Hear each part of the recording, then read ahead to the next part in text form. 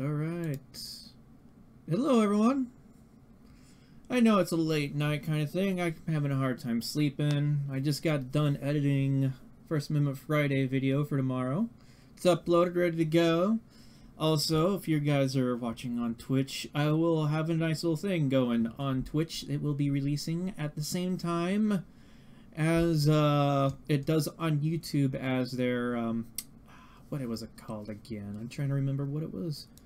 Give me a second here. What were they called? Premieres, I think it was? Yes, premieres. I have premieres. They got this new thing going on with Twitch where you can upload your videos and set them up to go live like a video on YouTube. So we'll see how that all goes. But I know a lot of you are probably here for the after stream review that I've been needing to deal with for all that. Can I get an email for you and BP? Southwest Rebel Auditing Yuma. If on the about page of my channel on YouTube is my email address I use for public contacts. It's also bbioutreach@gmail.com. You can go ahead and type that in and I should be able to get it. What's worse than waiting for really big news? I don't know. And so, yes, hello everyone. So, might as well give the plug for the music that we had. This was, well, give me a second here. I'll go ahead and switch over to our other window. Okay, transition. There we go. This is royalty-free music done by Desperate Measures. Check out his channel. We just listened to Samurai Showdown, or Shake Showdown, which was the last song, and then the song before that was Exotic Plains. But anyway, let us all get ready for what we're ready to hear, to sit down and do. Now, some preface, well, some further information. I was notified by Sinatra. He sent me a Twitter direct message about someone wanting to challenge me on the issue of cops not being as dangerous at his job, and I guess they kept trying. People kept trying to push the. I said that being a police officer is easy, and I never stated that being a police officer is easy. If I did, it was probably a misspeak, but last time I checked, I didn't really say that in the Kumite live stream there. But I was throwing this, and I was like, well, shoot, I'll hop in, even though I'm not really prepared for something like this, but why the hell not? I didn't realize we were going to be doing the live stream or whatever. I thought we were just hopping into chit-chat and set up the goings on this, but it turned out to be I'm jumping straight into it unprepared, but I did pretty well. And there will be some interesting discussion about some of the facts that are thrown at me. And yes, they do a pretty good job at debunking some of my statements. But then again, we really got to rethink about this. And I'll get into that as we get to those points. Hello, VB all out. So let us go ahead and begin. Hello. Hey, how you doing, man? Doing okay. Just recovering from my injuries that caused me a lot of pain from doing a lot of cycling yesterday. So. Well, we used to be cycling some steroids. What you doing? Oh no. What was it? I was doing some live streaming and also out doing some shopping and getting exercise. Unfortunately, because of my knee injury, it gets difficult to walk around or cycle for long periods of time. I know what you.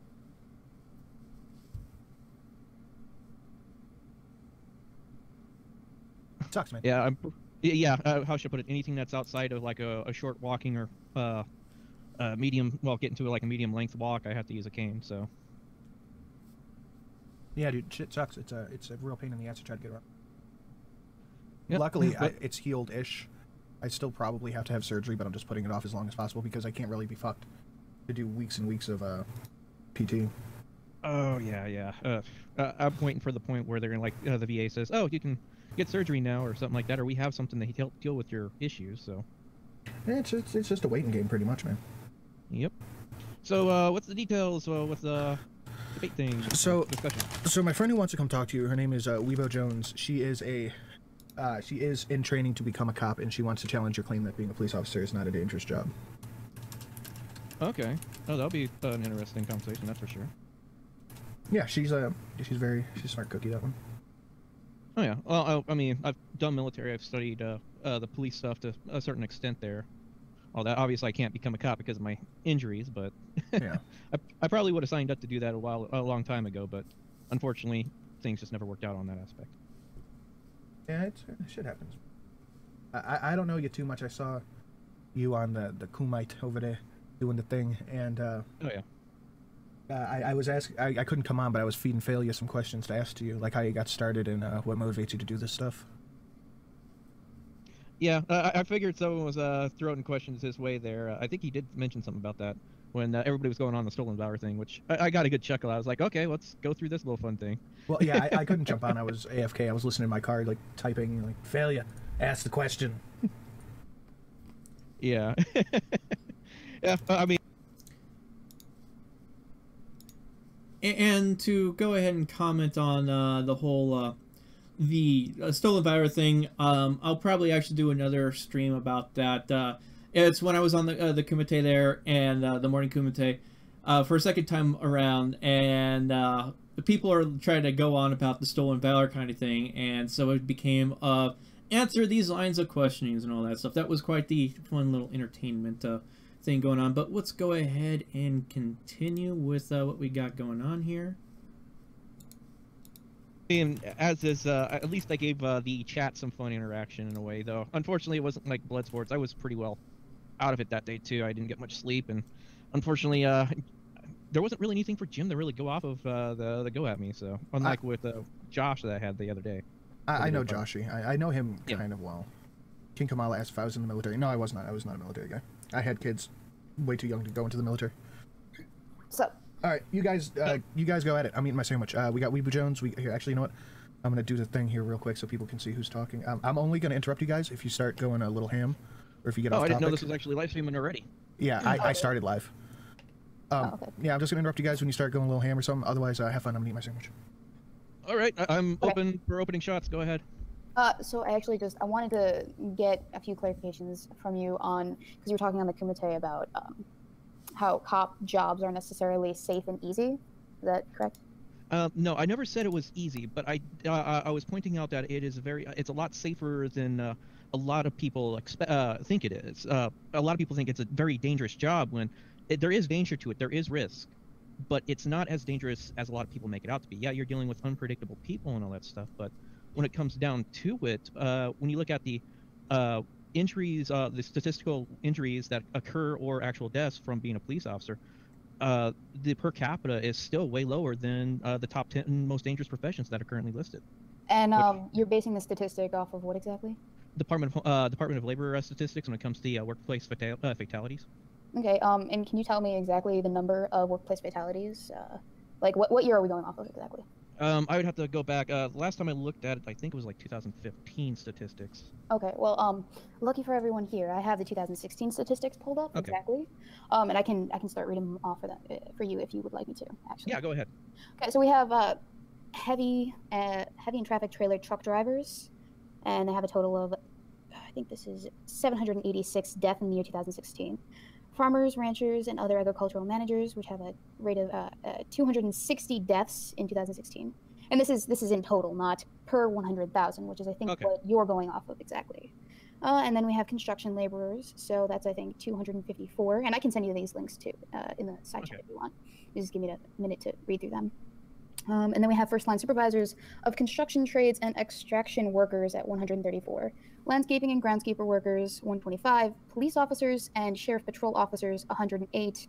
Roofers, 101. Carpenters, 99.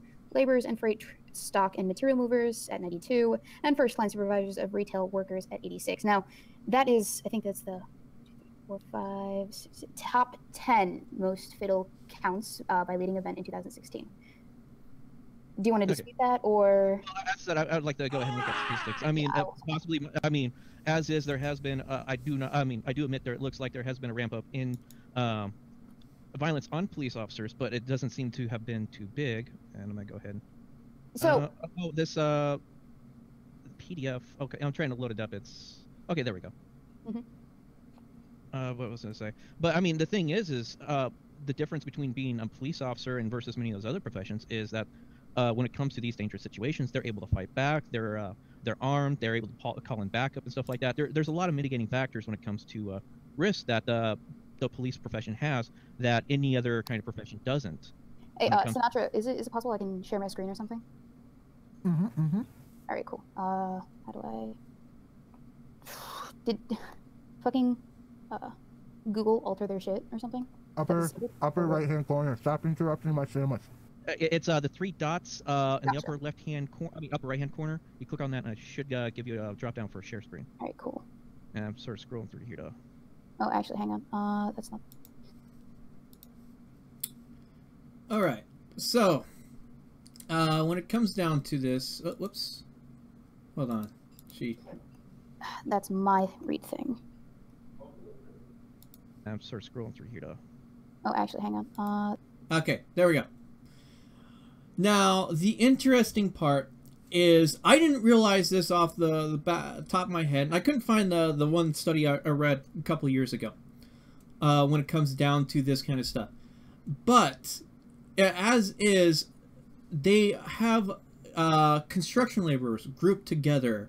Heavy tractor trailer truck drivers, okay, that's general, that's one thing. But also that's farmers, ranchers. Some of these professions are actually grouped together. And as I stated, the risk and all that stuff can vary depending on, well, the way these charts are lined up is based off of how you look at the studies and put the groupings together. Now, is she probably right if it being in the top 10 most dangerous? I don't know on the most recent studies. I have to sit there and probably compile my own study where I have to literally hit the DOJ website and pull up all the actual numbers and all that stuff and like do a good example, but I don't really have the time to do the full research. But nonetheless, when you really look at the deaths overall on this thing, let me see if I can make this bigger. Come on.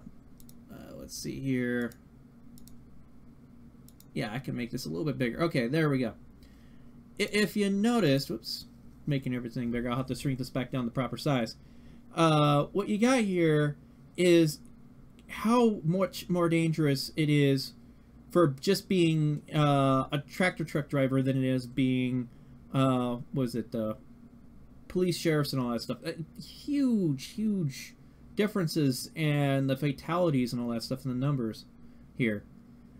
And so, as I said, it is overall safer to do this. Now, as I said, I have to like go up and pull up all the whole actual numbers and all that stuff again. At least for like the more recent stuff, because as is, we're in a new year, so there should be new studies coming out with people, of course, compiling them and putting out their own academics and all that stuff on there. But it's quite interesting. Still, as I stated, it is overall still safer than many other professions. And one of the things that I noticed is not on here is retail, who actually have quite a dangerous job and stuff, and it's not on this list here. But I mean, they got laborers, freight, stock, and I mean, this is not like a complete list, and I don't even know if this is actually the entire top kind of thing. So just keep this in mind that even the studies that we look at, we need to sit there and think about how is it, where is it getting the data? Is it sound and all that stuff? And is the study itself possibly set up in a flaw?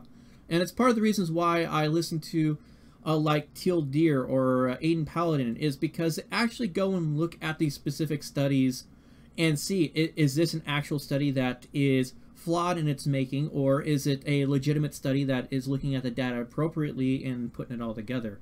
So I'm going to go ahead and get this back to normal size, and we'll get back to listening in on all this stuff. And oh, let me check the chat box there real fast before we get going. Ask Mikey Rao, and as this was done about 2 weeks ago, this live stream, and so the garbage man is more dangerous than a cop. That's quite interesting.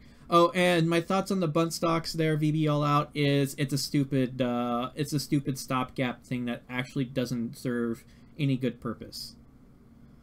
And so let's go ahead. Oh, that's my read thing. Okay, so right here, what I'm looking at, this is the civilian, and this is the statistics I was reading off of.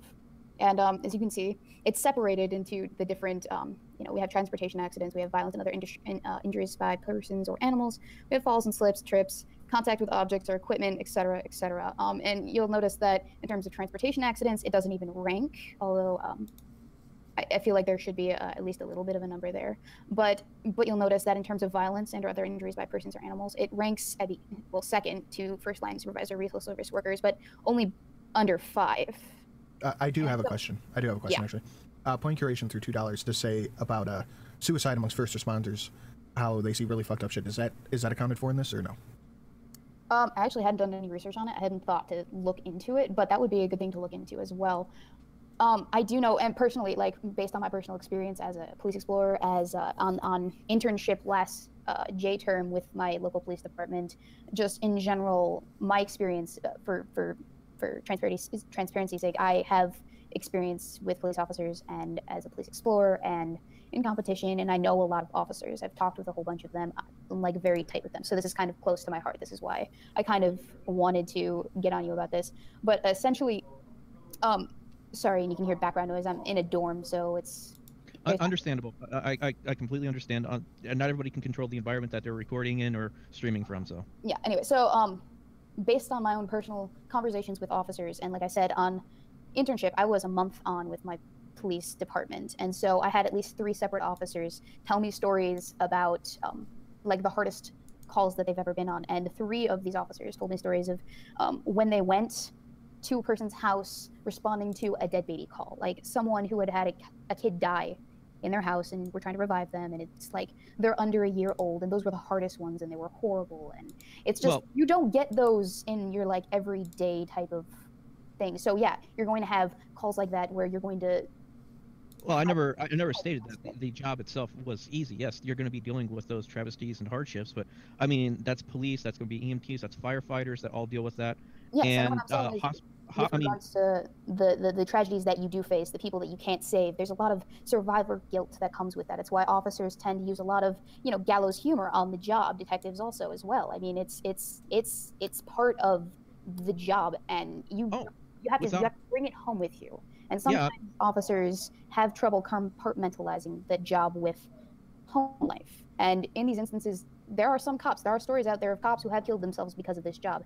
Same thing with the military in a sense as well, at least not to such an exasperated scale, but you get the picture. Yeah, well, I'm actually very familiar with that because I am a vet myself, a disabled vet, and as is actually one of the largest things that's killing off a lot of the veterans from the Iraq and Afghanistan wars is actual suicide. It's become a big issue within the VA, and that's something that the VA is currently trying to tackle, but it doesn't look like they're doing a really good job at it because it's still a big issue. And I do know of veterans that have attempted to commit suicide in the past because of past trauma that they've suffered with PTSD and all that stuff. Yeah, so there's also that to consider as well as the actual on-the-job statistics. I mean, what happens when a cop retires? Do the statistics follow them then? Probably not. How many officers do you think commit suicide after their 10 years up, or after, you know? Well, I have no information on that statistic because I don't think, do they even track that? Because I'm pretty sure no, but it would be worth looking into at least. Because the thing is I think, and it's not just with police officers. I think anybody that's doing anything along like the first line responders or like being the operator at a 911 call center, they should actually be able to be afforded additional mental health capabilities like what military get because of the stuff that they have to talk with or deal with and all that stuff. Will the government push for that or anything like that? I don't know. It's as is. I do see that as a big issue, but it's not a fight that I'm willing to take up at this time because I'm dealing more with civil rights stuff. But I would love to see people take up the sword and go and take that battle on. And you bring up dispatch organizations for these departments, these police departments, and I think a lot of people don't understand that when a police officer goes into a call, he's going into a call with what a dispatcher has essentially told him on a radio, and sometimes that dispatcher has not relayed enough or all of the information. You are essentially going in under the assumption that it could be the worst thing in the world that you are addressing, essentially, because you don't know specifically what's going on. The dispatcher most definitely probably could have altered some of the information when they relayed it to you. It's like a giant game of telephone, essentially. I'm very familiar with that. And not a lot of professions necessarily have that kind of an element of who knows what's going to happen in this line of work type thing. And I mean, you have to approach it with an extra air of caution when you go into it because you don't know what's going to happen. Well, that's not just unique with police. I mean, the military deal with that, and then if you have like All right, give me a second here, and I'll pop back into the screen here. All right, now, as is, it was quite the interesting thing with the whole dispatch thing and the suicide. And the thing is when it comes to, like, being a dispatcher, yes, information can get lost. The dispatcher can fumble with that, because the dispatcher is the one receiving the call, and they're going to give what information they can to the police that they believe is relevant and all that stuff. It's still, nonetheless, this is nothing new for any kind of job or profession. I mean, you could be a truck driver down the, doing a long haul drive down the road, and the weather can all of a sudden change and get really bad. All of a sudden, now you're getting flipped over because of a tornado or high winds and stuff like that. These kinds of risks are not entirely just, done for the police kind of thing. Yes, they are in a higher risk job because they're putting themselves in the line of harm's way in order to maintain peace, which is something I also put out there a little bit later in the argument on this. But nonetheless, it is still safer. And then I saw your comments there earlier. Who was it? In the YouTube chat there. Spy Team Satan. Apparently it was number 11 on the chart that you saw. And then apparently Ed Hartgrove pulled up a Times Magazine top 10 most dangerous jobs, and cops didn't make that list. I'll go ahead and see about looking those up, and maybe I'm thinking about doing maybe a round 2 with after trying to find some more studies, if I have the time to do that, and talking with Weibo Jones, and do essentially a round 2 with I'm more prepared and all that stuff, if she's up to that on that kind of discussion though. It's hard to say, and as is getting around to can be a little bit difficult, because I have challenged Ichabod Orange to a round 2, but he refused to put up with that, and I even have the Batosai lined up to debate the issue on the case law with that one. So it's quite entertaining on that part. And so let us go ahead and get back into this here. Let me transition back, and here we go. Oops, right. About ready to click on the wrong play window. Utility professions that deal with hazardous issues like high voltage linemen. Would say something takes out a line or something like that, and you don't. A lot of the network, the power infrastructure within the United States, it's not like high tech. They'll know the general area where it's at, and so you got to send the lineman out to go locate it. And you never know if they might end up accidentally walking on that live line. Hopefully they have a chance to shut down the lines, but if they can't, they might have potential to go through that. And in disaster situations, there's been instances where people that are trying to rescue, like over, I think it was in Texas last year when the hurricanes were really bad, a guy stepped on an energized line and ended up dying while walking through the water. Boots, real quick, I have someone else who wants to ask you a couple quick questions. Is that okay? Yeah, okay. I'm open to questions. Okay, cool. I'm going to drop the link. You guys keep going. Okay. When we're talking about police officers and what they do for a living, and they're dealing with, you know, people like at their worst, like at their worst day, usually with people who are repeat offenders. I mean, when I was in internship and we were on call, a lot of the people's houses that we go to would be repeat people. I mean, you're dealing with not just traffic stops, and not just, for instance, you know, rowdy kids at school being bullies or whatever. You are dealing with domestic abuse. You are dealing with potential drug busts. I mean, I was there for at least 2, and they were on traffic stops as well. So you don't know exactly what you're getting into when you go on a traffic stop. I mean, you're going in blind. You're not getting dispatched to this person's car if they're breaking the law on the road. No, you are approaching somebody on patrol blind, and all you have is a leads run and maybe a warrant out for someone's arrest, or maybe an alias. But even if you run the plate, you don't know if the person in the car driving is the person who's registered to the plate. So you're not getting the full amount of information. I mean, it's a big information gamble when you're going into these situations, as well as, you know, on the job generally. When you start off, people tend to be a little antsy, and they tend to be a little and when I'm talking about people being antsy, I mean the people who are having the cops called on them or being approached by a police officer. They tend to be a little bit scared of cops, because you only deal with cops when, you know, you've done something wrong, or you might have done something wrong. And that kind of triggers a fight or flight response in people, which not a lot of other jobs do. I mean, you're not dealing with people when you're dealing with electrical wires and such. It's not necessarily the same thing. I mean, electrical wire, you touch a live wire, yeah, we know what's going to happen. But a human, if you approach a human in that specific uniform, you don't know what that person's going to do. They could do anything.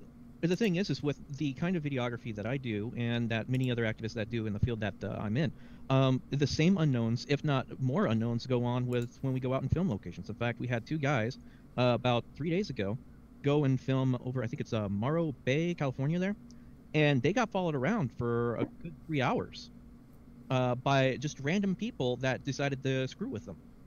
Morro Bay, where is that? It's halfway between Los Angeles and San Francisco.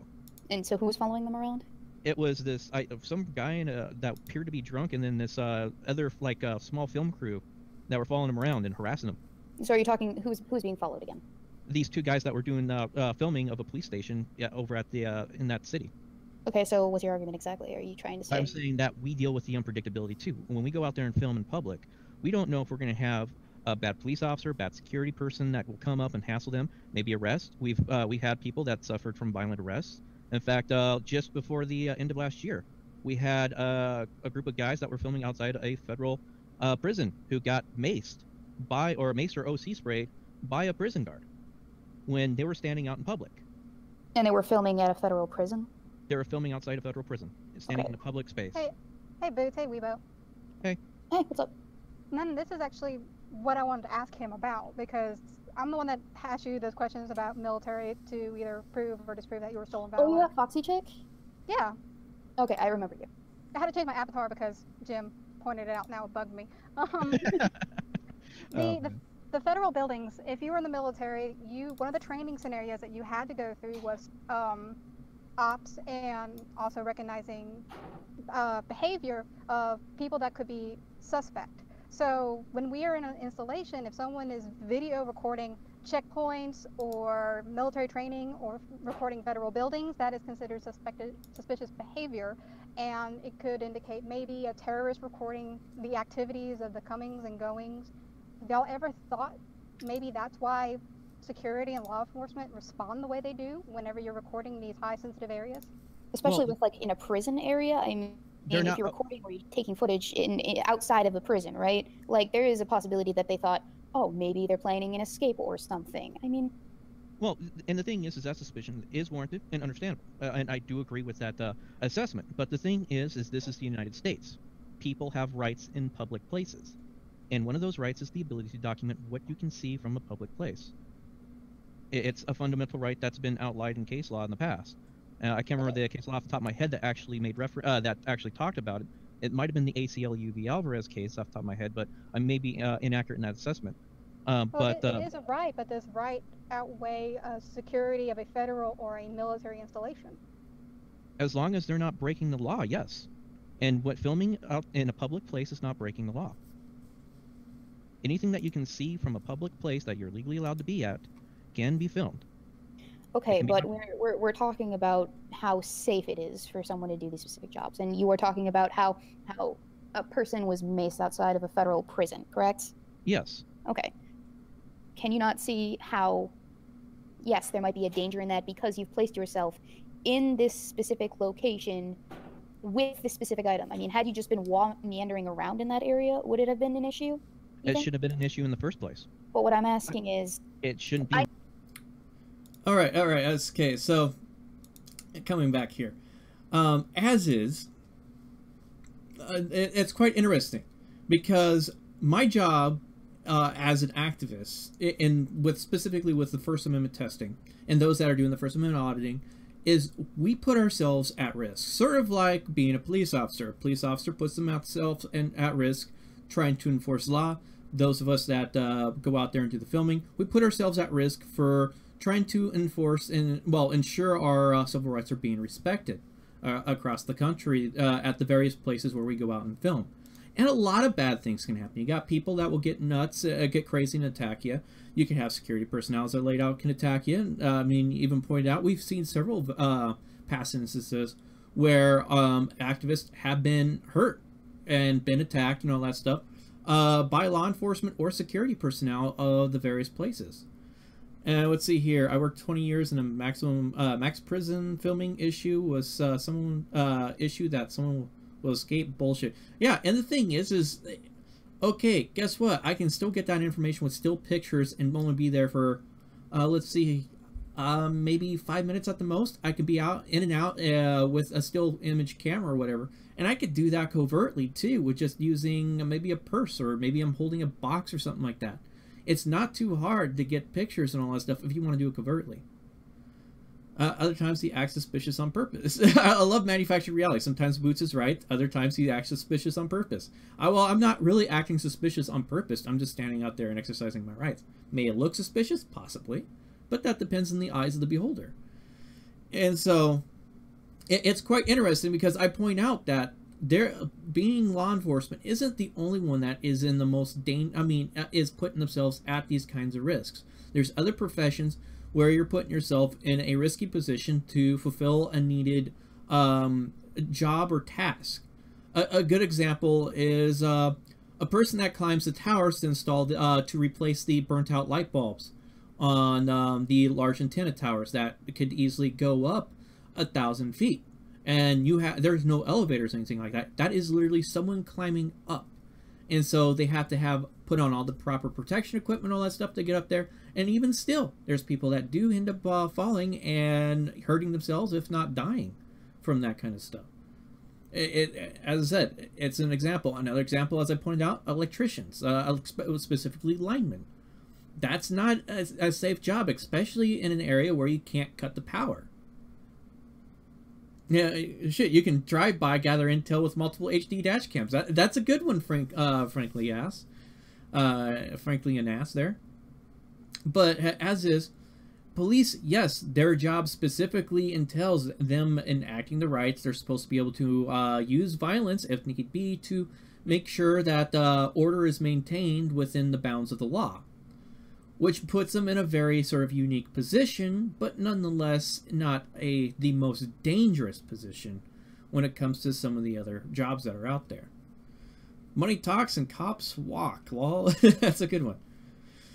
One man squadron. Are you? Oh, okay. But anyway, we'll continue here. And also, if those of you who may be watching on Mixer, Periscope, or Twitch there, just remember the chat is for everybody. So if you're wanting to chat with those on the YouTube or anything like that, remember there might be a delay between when you type and when the chat shows up. But hey, make sure you guys have fun talking with each other, okay?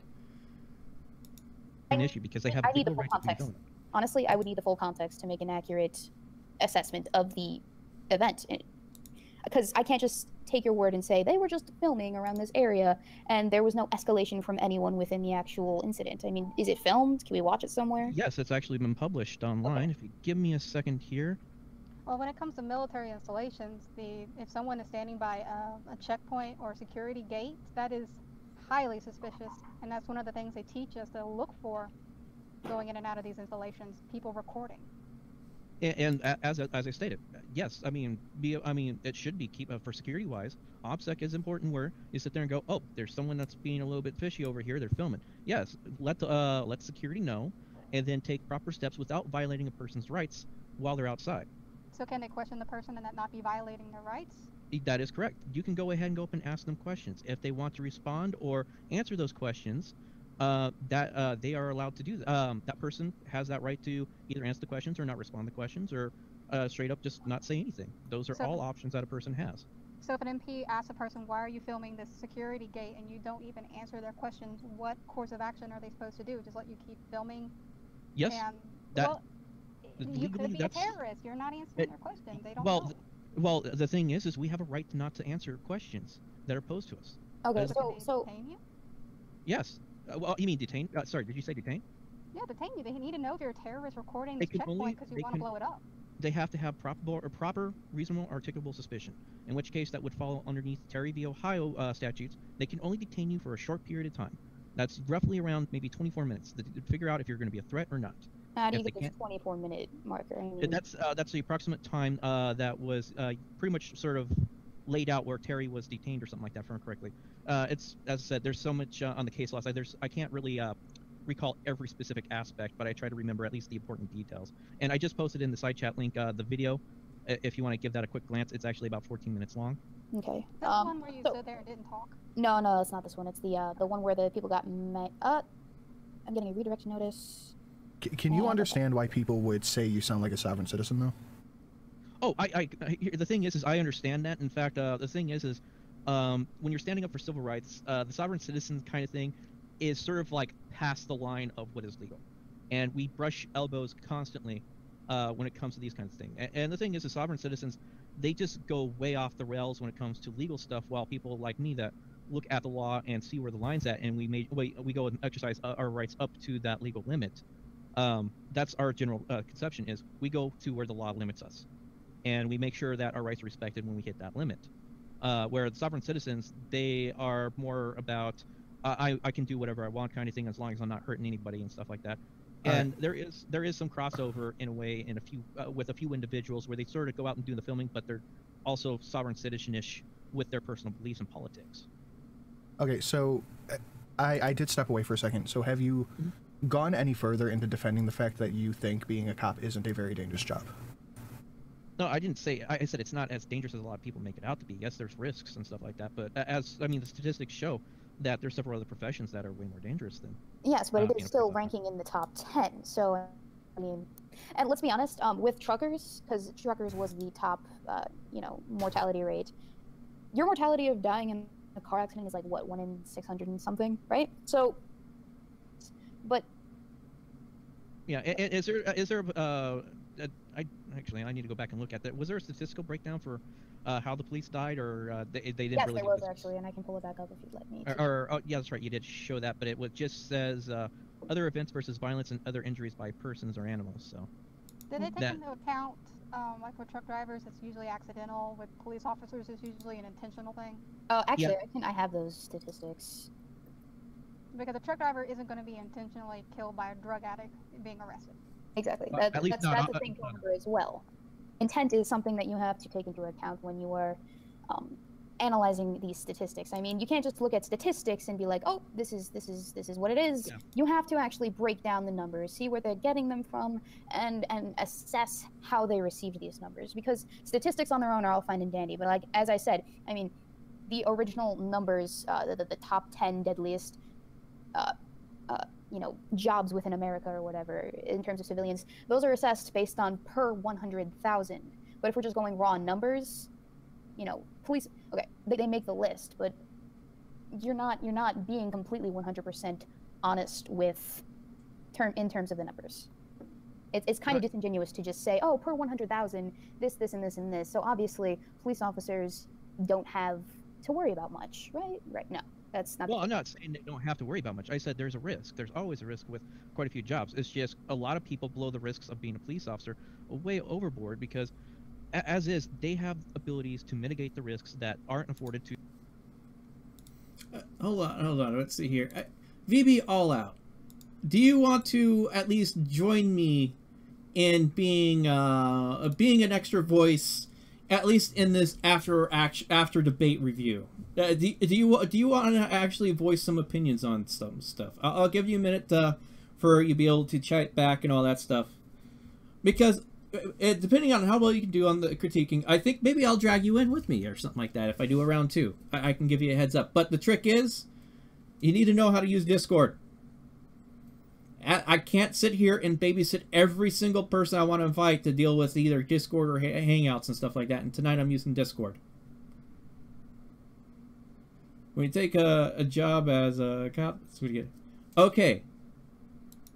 VB, get on the Discord link in the description of the YouTube video. We're going to wait for your butt to get in here. And I want to hear what you got to say for up to this point. So, and that link should take you straight into the heart of my Discord. In fact, actually, I'll even I'll go ahead and paste into the YouTube chat. This should take you to the public channel here, and then I can drag you in, and we'll see, and we'll hear you out. But just remember, you got to set up, be able to get in and be able to use the Discord. That's the thing. And that's going to be something I'm going to be instituting when it comes to dealing with, also with the strategic non-compliance. We might, okay, cool. You don't have to download it either. You can actually run it through the web browser if you know how to do that. It's not too hard on that part. But as is, I'm going to be starting to institute sort of a minimal tech competence. Because as is, it's frustrating enough dealing with Mike Bluehair and him not being able to deal with all the whole tech stuff.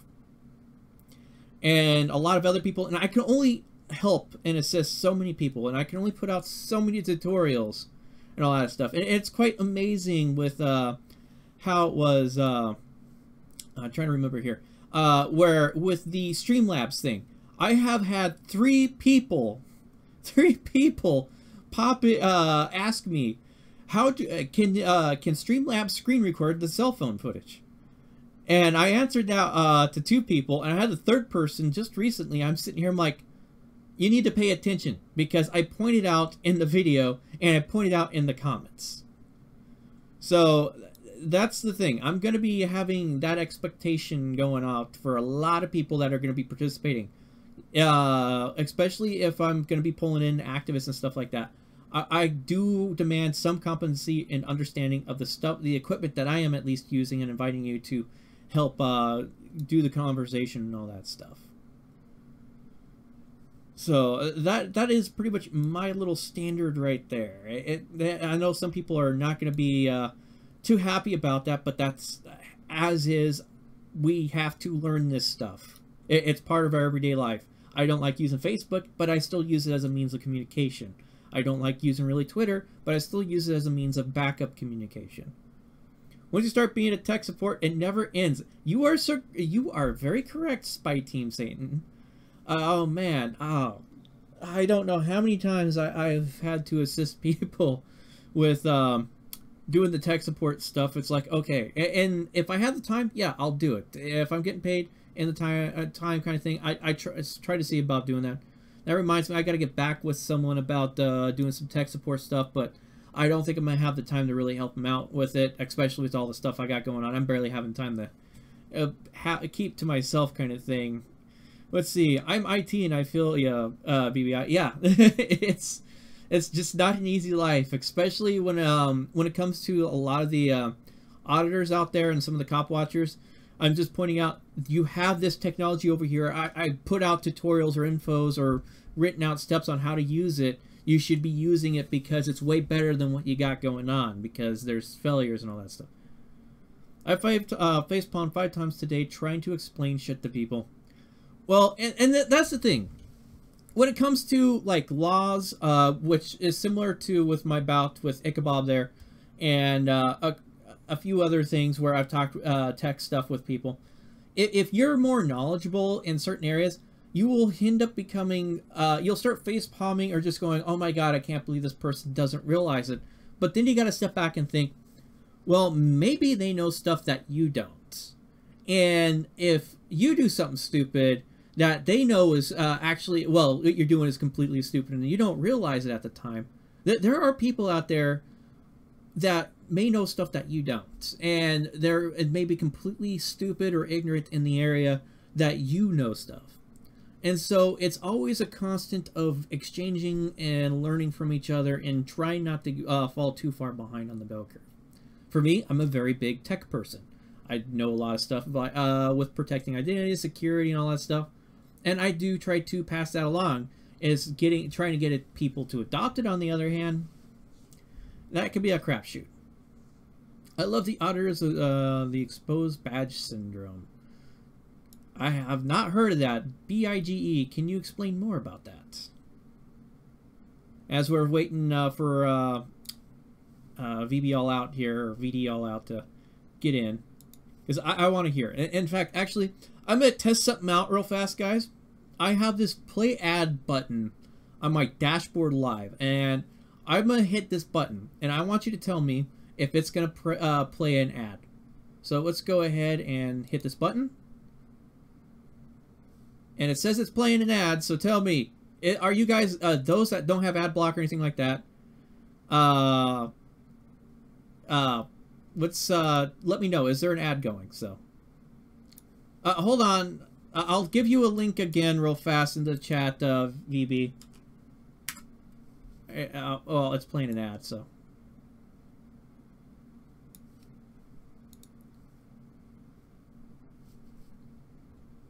And tell me, do we got...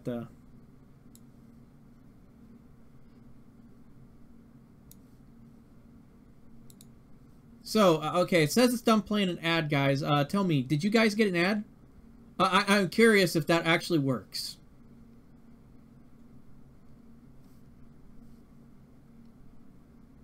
And... yeah, ads on YouTube. This was dealing specifically with YouTube. Streamlabs, yeah, it's in the, it should be in the description. I've already copy pasted a link that should take you in, VB. Let me check. Are you in here? No, you're not yet.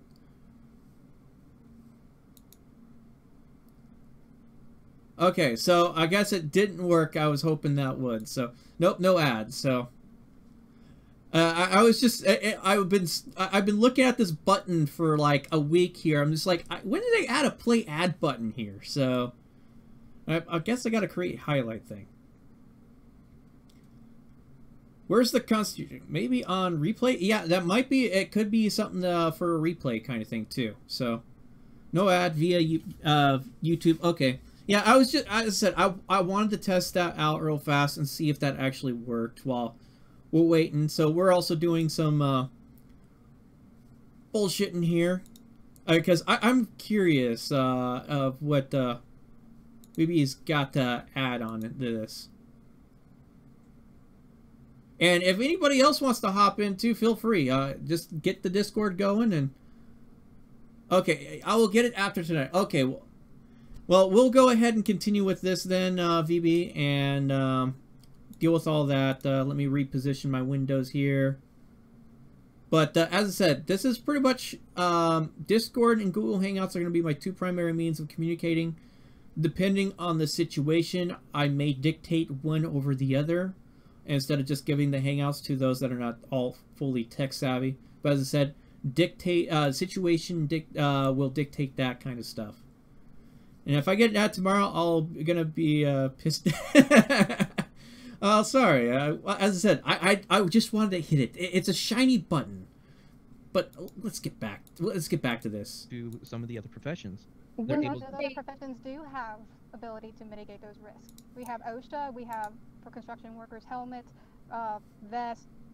For certain people who are dealing with electrical work, they have certain types of boots that are electricity resistant so that they don't electrocute themselves. I mean, we do take risks or measures to mitigate. Yes, but okay. I gotta hop in here real fast. Okay, and point out something specific. Yes, there is special kind of clothing that allows you to resist being electrocuted. If there is enough voltage going into a person or as an electrician that is wearing boots that are resistant to electricity, they're only resistant to a certain extent. If you were to get hit by a high voltage line while wearing one of those, it is possible for you to still get electrocuted. And even then, it might not be through the boots itself. It could be through, it could be because you're touching some other object, allowing the electricity to go through you. It is the same thing with bulletproof vests that you are wearing while being an officer or in the military. They only cover a certain part of the body. Other parts are still exposed to injury and stuff like that. Hard hats, they only prevent injuries from stuff falling on your head or you hitting your head on something.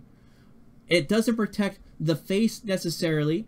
You could get hit in the back. You could have like, let's say you're doing construction work. You're working in a working in the building and you got a pneumatic air gun or you got one that's a powdered base, and you shoot a nail through a plywood that you're putting on the wall, and instead of hitting the stud, you miss and you nail the guy in the chest or something like that, or on the arm on the other side of the wall because it went straight through the wall or something like that. These things happen. Now, yes, you can have these stuff that they'll help mitigate the risks, but nonetheless, the risk is still prevalent in any industry where we take steps and precautions to dodge or avoid these kinds of issues. And so I'm going to go ahead and transition this back and get us going. And more specifically with like the first, I mean, dealing with people individually kind of thing. A store clerk's not able to sit there, and more often than not, they're not able to defend themselves if they're being, being held up. Yes, they are. They have the constitutional right within America to own a gun or to call the police officers. But they have both those rights. They can They can't. Okay, the thing is what about the employers? Quite often, the employers that employ those people say you cannot bring a weapon to work, you cannot be armed, you can't fight back in most situations unless you're, I mean, literally your life's a threat, direct threat or something like that. There's many aspects that the employers, rules that the employers put out there, where the person that is working that till or that front desk or whatever is not able to be able to properly arm themselves and defend themselves. Well, can you tell me an example of this where a person can't defend themselves per what their shop owner says? Oh, good example, Walmart. Walmart? Okay. Yeah, how many times? Okay, and so I'm gonna jump in here again another time. So here's the other issue. She said, okay, you have the right. Not all states afford you the right to be able to be armed. What's two good examples? New York and California. New York and California have very strict gun laws, especially when it comes to ownership and the ability to defend yourself with it. And as is, in California, the ability to even be able to purchase and carry a firearm, let alone take it to work and stuff like that, even if you are allowed to, and that's by your employer in those situations, is very nil. And granted, I picked Walmart. That was sort of, I mean, one I was picking off the top of my head. And as I stated before, I was, I mean, in recovery and stuff like that. I wasn't from all that cycling I was doing prior day. I was, as I stated, I'm not 100% at the top of my game for doing this specific thing. I just hopped in there because, you know what? Why the hell not? When I learned it was live streaming and ready to go, you know what? I'm already here. I might as well do it. Because by the blood gods of the blood sports arena, people want these discussions, debates, no matter if I'm in top shape or not. I'm going to go ahead and hop in there and do my best. Whether I lose or win, I don't care, because you know what? It's also a little bit of enjoyment for myself. But nonetheless, still, the arguments that I point out are fairly valid arguments, and I'm adding more to these with this, doing this after footage review or whatever, after debate review in this case. So let's go ahead and, all right, let me check the chat real fast, because that window keeps disappearing. Yep, former cop. Oh, Big E says he's here. Oh, VB. Oh, hold on. Let's drag VB in. VB, can you hear me? Yeah. Hey, yo, can you go ahead and mute the computer there, or mute the what you got? Yeah, hold on a second. Yeah. Let's get your take on all this. Can you hear me? Yes, I can hear you. All right. It took me a little bit. Sorry about that. It's all right. This lady's talking about, talking about the cops, damn, it took me so long to get into this. I forgot what I was talking about now. I apologize. But she's talking about, the death of people and their jobs and everything. And the cops, but when I popped in, she's saying about that is, I mean, a dude in a trash truck, his life's more in danger than the cops is. I mean, look how many people die yearly. I mean, every year they die from the hands of a cop. And you got people trying to ban guns. Guns don't kill. It's the people that kill. And it's the cops that's killing people. It just didn't make no sense. And I was wanting to pop in there. I had more to say, but it took me too long to get into this. I'm sorry. It's all right. As I said, you had to learn the tech real fast to hop in here, and I invited you, and I wanted to hear what you sort of had to say and all this stuff. And as is, well, I mean, maybe you might be able to join us on a round 2 or something like that, depending on if situation and time dictates for that. Yeah, it's been years since I played on a computer. I mean, I got caught hacking like 8 years ago, and I took all my computers and everything. I quit everything, and it's been taking a little while to get back into this, and I learned this. Yeah. But, I mean, as is, you can see how the officer is just, well, the officer to be, because she's up and coming and all that stuff, is not necessarily got some great talking points. And she's like, well, it's still dangerous, but I'm like, it's not as dangerous as many other professions. It's still safer when compared to others. And she did get me, and I'll admit that, on the top 10 thing. But then, of course, I throw in the caveat, this depends on the study that we're going to be looking at. And we've already had people point out in our chat that other studies don't have cops in the top 10. And we'll have to probably go dig those up at some point. But, okay, was she actually a cop, or is she just a citizen? She's well, from what I understand, she's a citizen getting ready to become a cop. I guess she's going through academy or just getting out of academy. Okay, did she do the study herself like most, I mean, like I posted in the room? Did the cops do the study themselves? You know, because most time cops does it, yeah, they got the most dangerous job in the world. Well, the statistics are pulled from the Department of Labor, at least for this specific study. I'd have to try to find the study again real fast to see who exactly did this one.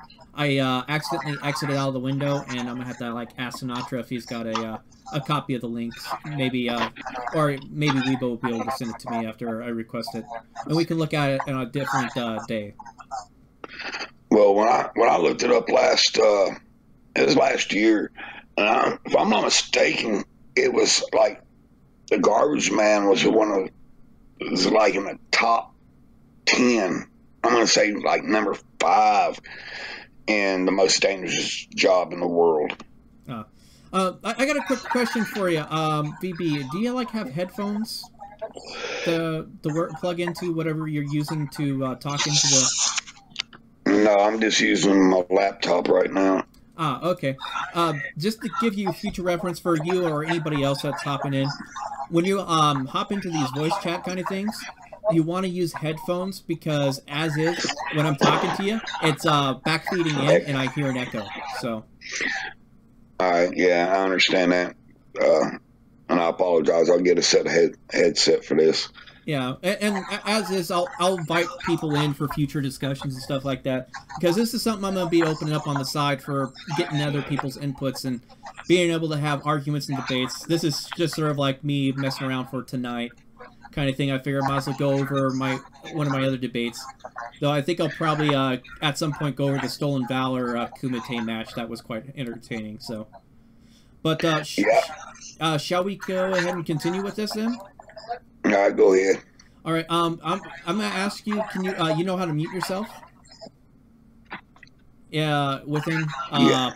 Okay. Yeah. Can I ask you when I go ahead and get this going to mute yourself because I don't want to have the echo thing interfering with the audio. All right. Cool. Thank you, man. Oh. Did you? Okay. Sounds like you got it. No, we didn't get it going. Man, I'm trying. Hold on a second. It's at the bottom of the thing. It's right next to your username on the bottom left-hand side. Okay, blah, blah. It didn't work. Okay, VB, I'm going to go ahead and type in... I'm just going to go ahead and mute you for now. And if you need me to unmute, just give me a heads up. Okay? All right. In the chat, either chats, so... let's see here. Mute. There we go. Okay, I got him muted. We'll go ahead and continue. Have we had? We've seen in the headlines where an employee's been fired for defending someone. For defending someone, as in like. As in, there's someone's committing a crime right there, and or like let's say you have someone that's the door watcher there. There's been instances where the door watchers have been attacked. Okay. For when they go and ask for receipts How by. statistically high is this though? I don't know about the numbers because I don't think those specific numbers are actually tracked. So you're talking about essentially in the cases of retail thefts? Yeah, I mean. Yeah, I was going to say I just googled Walmart robberies and I cannot see one violent robbery that took place at a Walmart where they were stealing from Walmart. It's all stuff outside of Walmart. It's actually pretty ironic that you say that because while I was working at the internship at the police department, we had a number of retail thefts, one of which was actually at Walmart. And the people there, they actually just kind of let the guys walk out with the merchandise. Oh, yeah. Yeah, retail theft and shoplifting is one thing. I was referring to robbing the store at gunpoint. Yeah, okay, well- and I picked a poor example actually, and the thing is actually I should have mentioned more or less like a gas station, like a 7-Eleven, a to-go mart. I'm not, I'm from Alaska. Up there, a lot of the stuff is owned by Tesoro or Chevron, and so they have little independent names and stuff like that. But I think 7-Eleven's more common down here. Your standard corner store kind of thing. Where I corporate live, all 7-Eleven. these corner stores have guns, and that's per the company that owns these stores. Plus, you have to admit that they do have, and my local 7-Eleven actually does have a shit ton of cameras pointed, like 360 cameras. And I mean, ever since, I think it was a Chinese company, bought the 7-Elevens within America in the actual franchise, they installed a whole bunch of high-tech camera equipment within these Well, cameras stores. just capture what happens. Yes, they do. It doesn't necessarily be an active preventive measure. It does a great job documenting. I do admit that. That's the great thing about that. If something happens.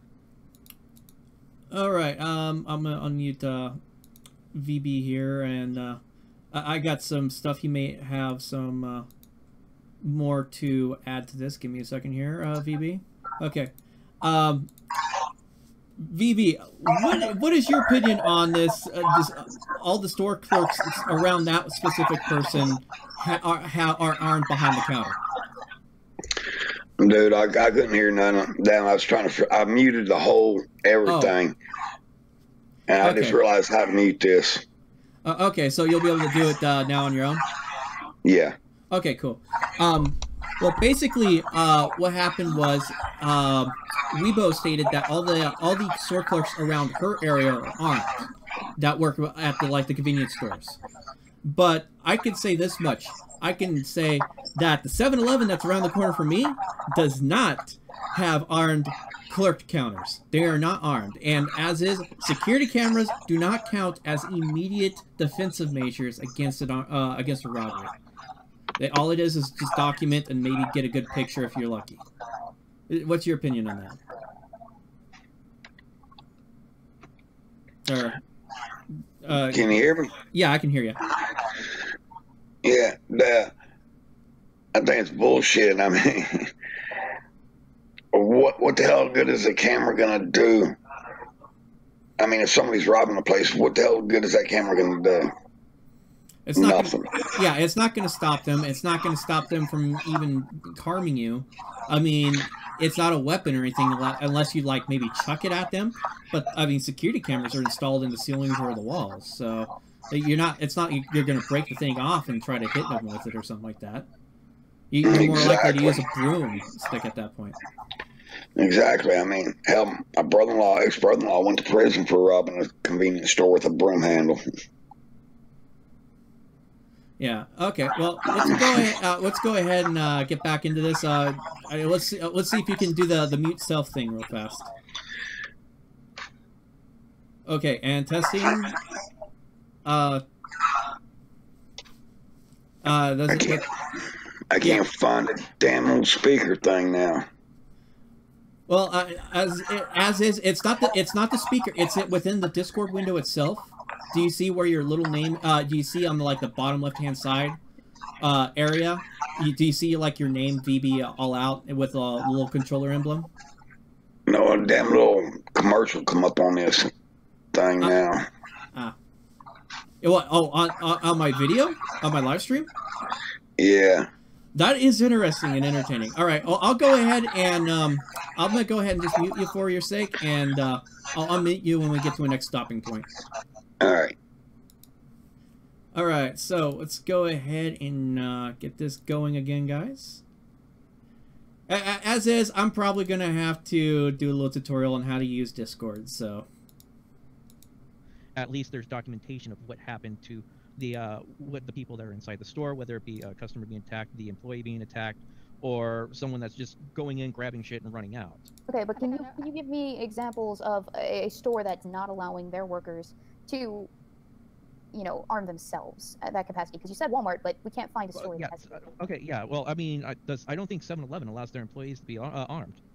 7-Eleven. I think it's a local kind of thing, but do retailers or the 7-Elevens go into work expecting to confront a dangerous individual, or do cops?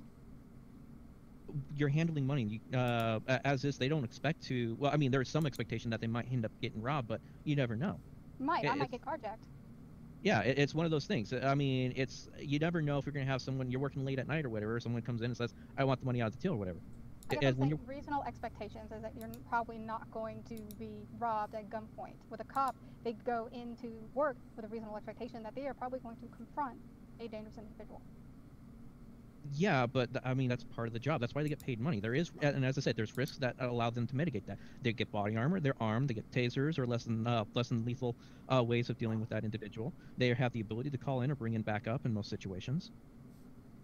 And if there's a really dicey situation, instead of just being 1 or 2 cops, you can probably end up having 4 to 6 cops that show up dealing with a domestic dispute issue, or possibly someone that's having a mental how should I put it? I'm trying to remember.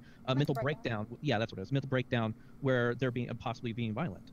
Well, it's actually ironic that you say that because up until a few years ago, I think it was 2 years ago, department policies weren't that officers had to be with had to join up with another officer on every single call, least of all traffic stops. Nowadays, especially in my department, they made a point of having a second officer back them on every single traffic stop and every single call until, you know, another officer called them off, because that was made department policy, because cops were being targeted for assaults, for murders. We know this. This has been, there's been a rise in targeted, aggression against cops within recent years. And how many cops come out hurt from these experiences as well, not just killed, hurt?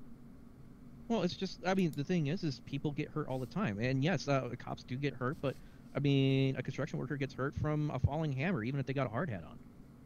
Actually, I can bring up those statistics for you. In 2014, 13,654 officers sustained injuries, and that's 28 point.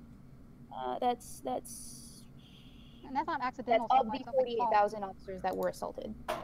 Yeah, well, the thing is as I said, there's always a risk. You work to mitigate, and the thing is the cops are able to better defend themselves against those that are targeting them. Yes, they're going into an environment that they're probably not going to be liked because they're enforcing the rule of law, or at least trying to defuse a potential violent situation between 2 individuals.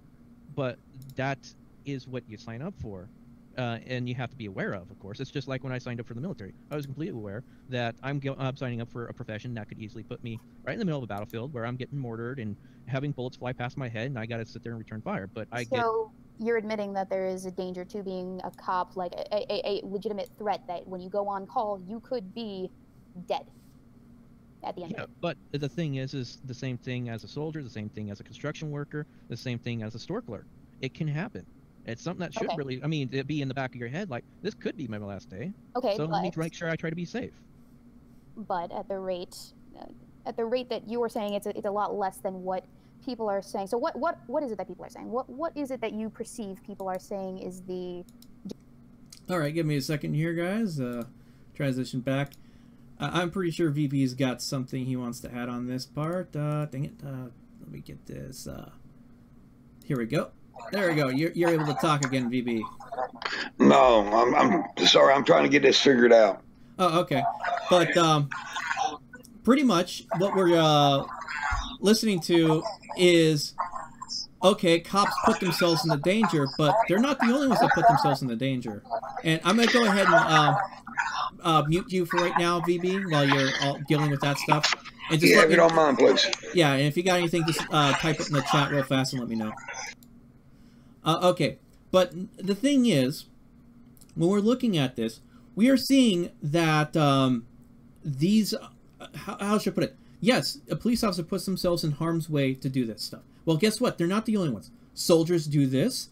Firefighters, paramedics are all professions that put themselves in harm's way as a civil servant.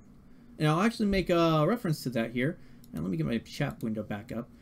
Let's see. More hookers die every year than cops. That's hilarious. I wonder where you get that statistic. And the thing is, yes, there has been an uptick in targeted violence against police officers. But then again, also look at what the response... Is it possibly this uptick is from the bad press that's coming along, or the exposure from bad police officers? That's part of the reason why some of the auditors out there state that bad cops get good cops killed.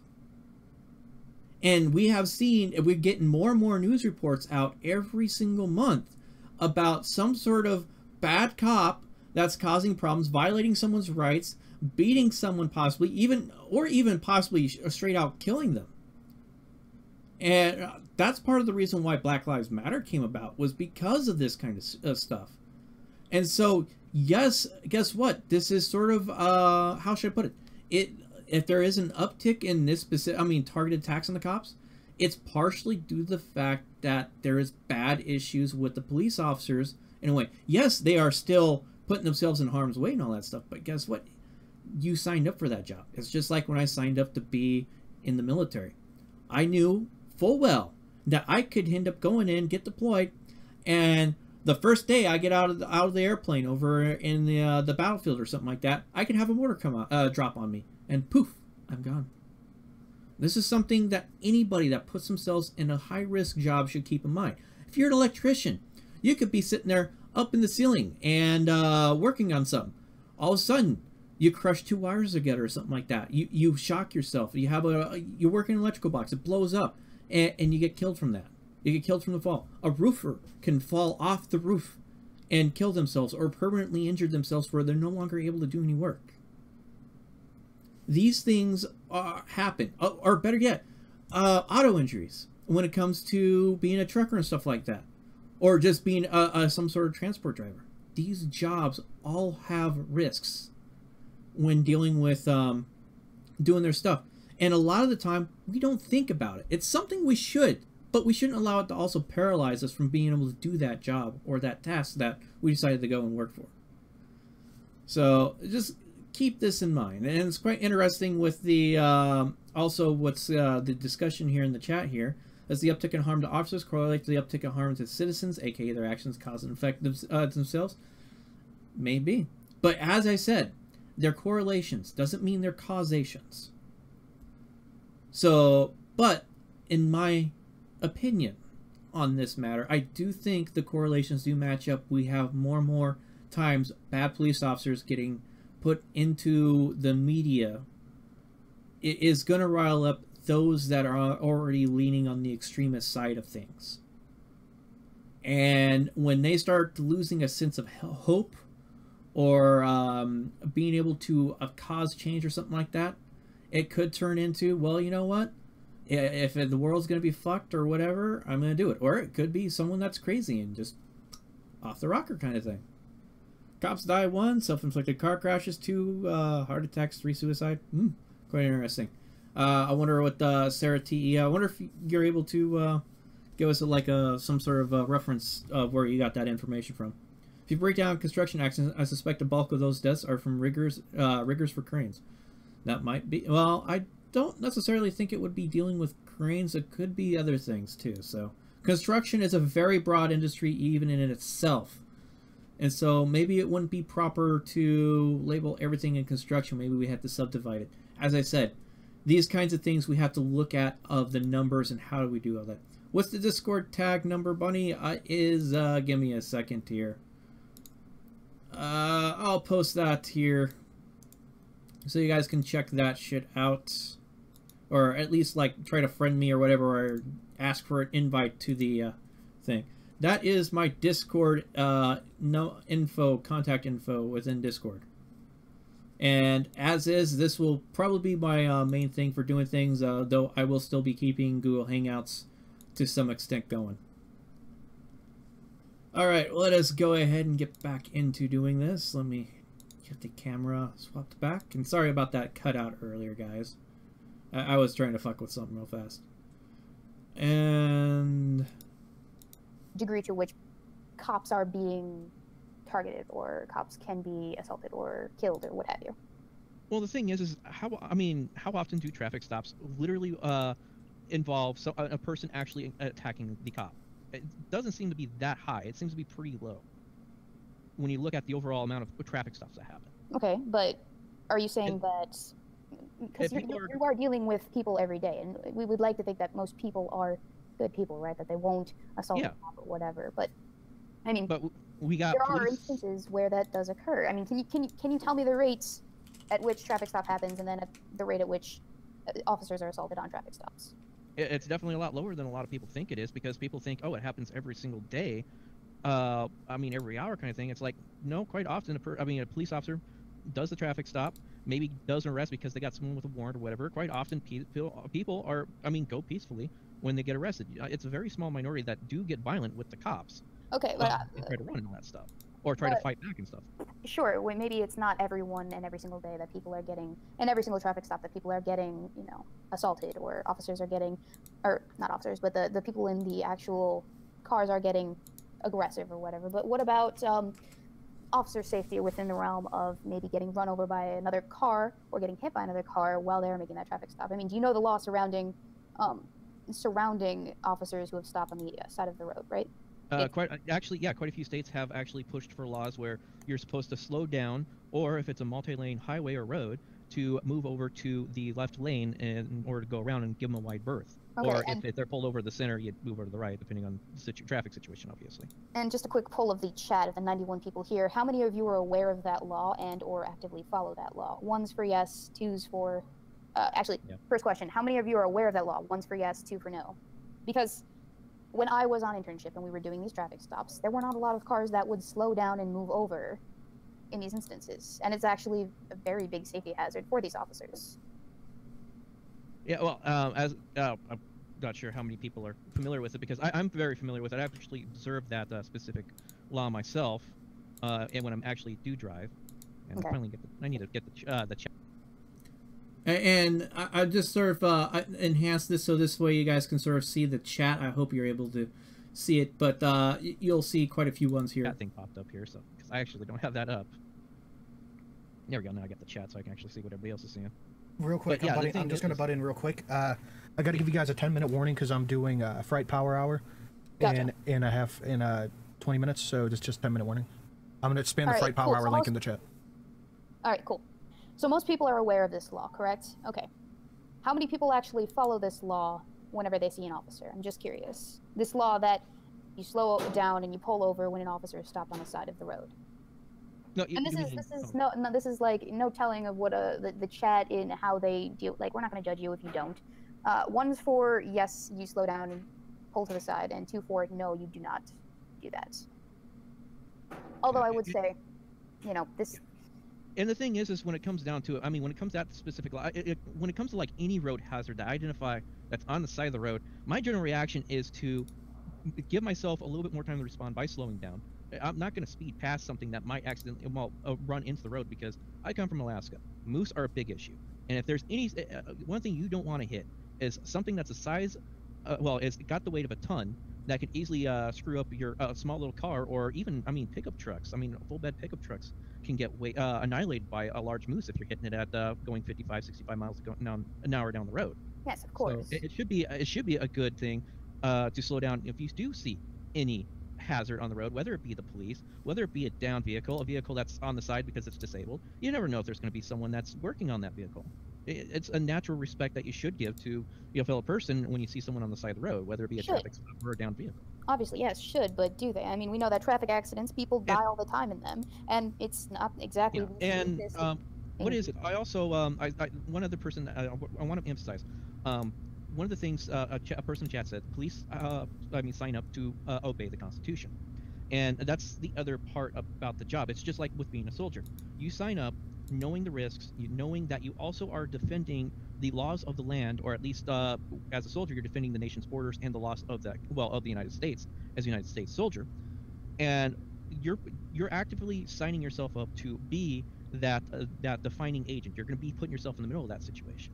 Yes, there's risks and all that stuff, but you're also being compensated for that fairly well compared to many other professions. I'm not sure what you would be getting, but quite often I see the wages for beginning officers, at least for like up in Alaska, you're starting out around $42,000, unless you're in a small town situation, which case I'm not sure what those wages are off the top of my head.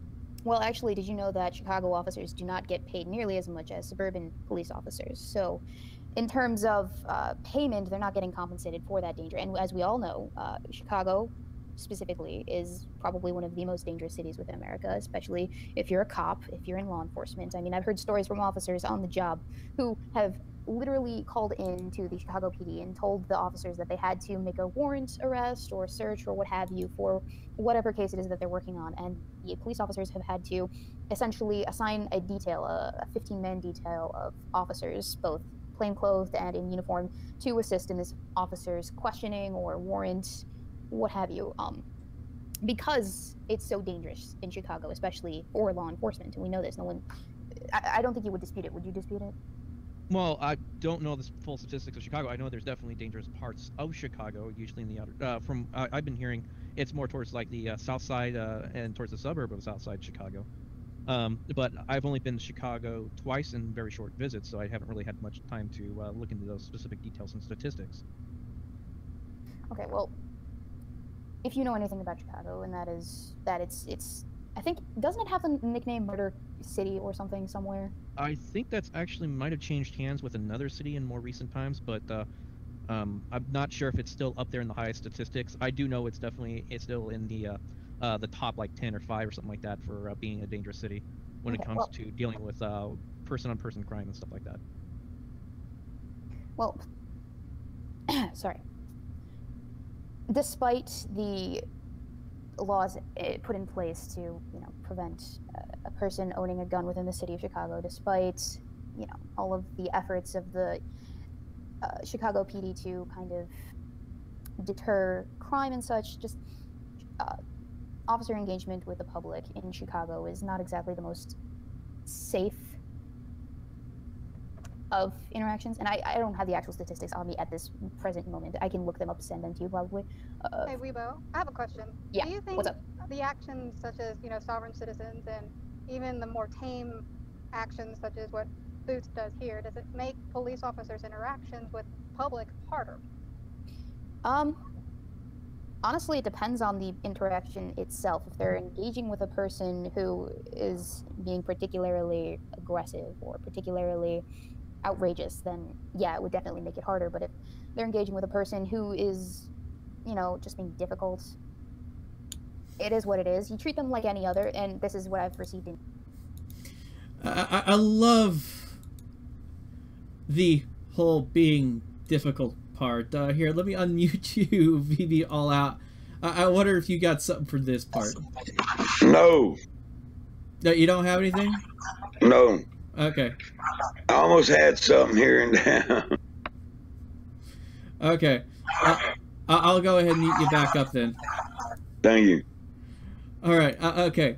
So, as is, I love how they refer to me as being difficult.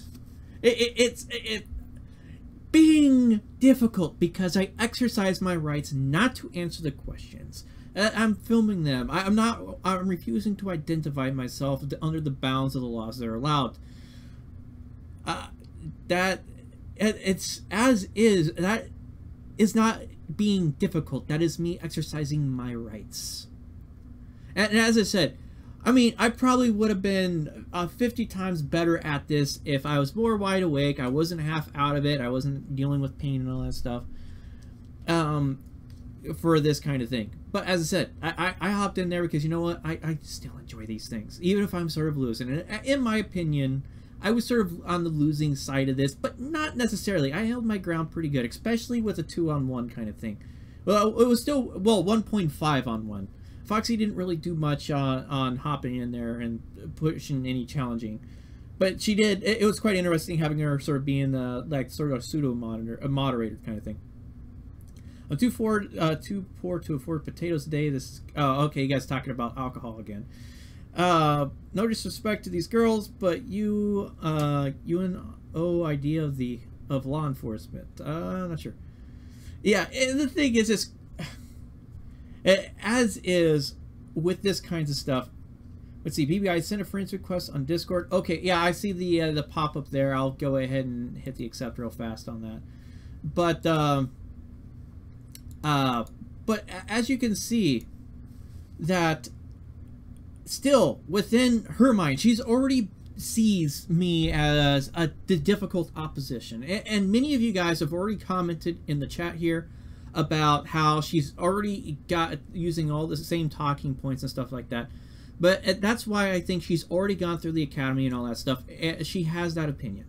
And it'd be even better if I could drag her into the same sort of conversation, or well, get her and Texas Sheepdog into the same discussion, same talking points and all that stuff. In fact, you know what? I'm gonna reach out to Texas Sheepdog, and see maybe what kind of schedule he has, and maybe we'll try to get him and me, and maybe if VV is able to get things figured out, him involved in a whole round kind of thing. We go for round 2 on all this stuff, and maybe we'll have some more facts and be more prepared.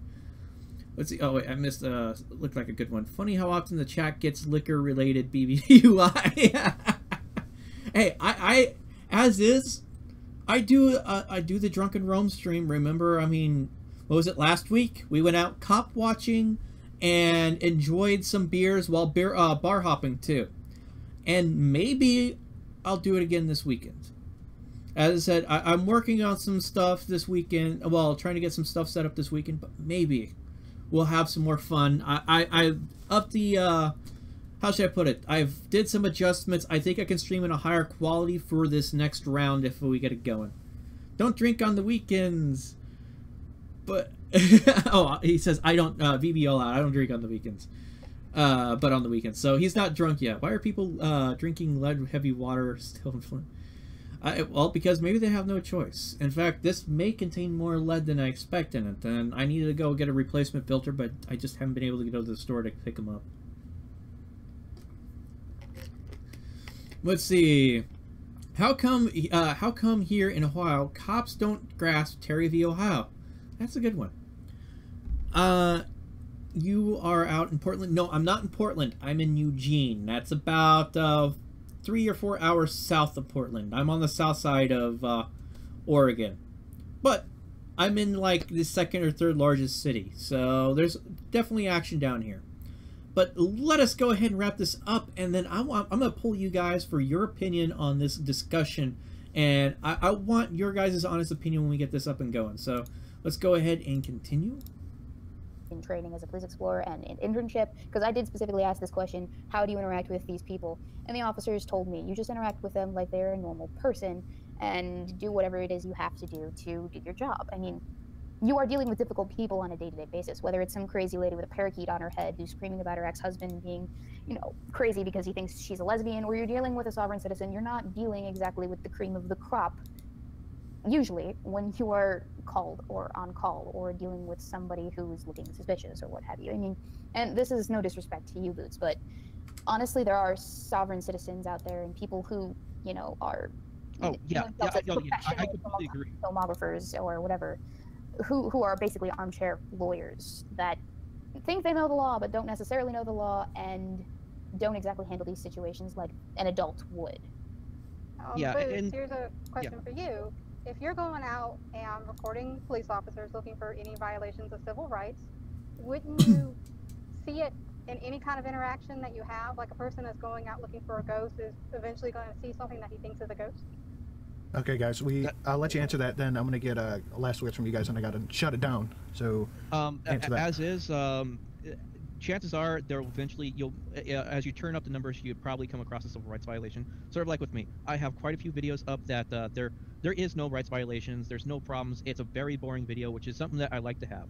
Boring video means that there's no problem, there's nothing wrong with that specific location. Okay. But I do have instances where my rights have been violated on video. It's just when you turn up the numbers and stuff like that, you're literally just seeing what comes up. Okay. So how often? I'm sorry. All right, we got to get final thoughts from you guys. You want to start us off? Oh yeah. So since I initiated the challenge, I'll go first. So my argument was that law enforcement in particular, is not a safe job by any stretch of the imagination. I mean, sure, we can take steps to mitigate it, and of course that probably plays a part as to why it's a little bit safer than it has been in the past, but invariably we have to acknowledge that there are great risks to going on to a job, dealing with these people who you don't know, who don't know you, who are probably terrified of what might be happening, and who necessarily could do anything in order to get out of that position that they're in, which is a very vulnerable one. So yes, I think that law enforcement is a dangerous profession, and I think that, you know, you might be discounting its danger in a sense. All right, Boots, you got anything to say back to that? As is, I never really said it was completely safe. I just said it's not as risky or as dangerous as a lot of people blow it out to be. Yes, there are hazards that are they're there that are not seen in other professions. But nonetheless, I mean, statistically, there's more danger in several other professions when compared to being a police officer. Also, if you guys want to have a continuation of this at a later point, I'm open to that. I actually do a live stream thing with another person that does cop watching more than I do, and you're more than welcome to join us. Actually, yeah, I think I'd like to join that. I'd like to pick your guys' brains a little bit. Okay. Foxy, you got anything? Yeah, I do. Or keep it short, goddammit. Oh, hush you. I do believe police officers have a very highly dangerous job, and I do recognize that some police officers do violate civil rights, and I do want them to be accountable for that violation. But my father was a cop, my brother's a cop, I'm in the military. It kind of breaks my heart when people just automatically assume cops are going to violate your civil rights because they do have to be aggressive.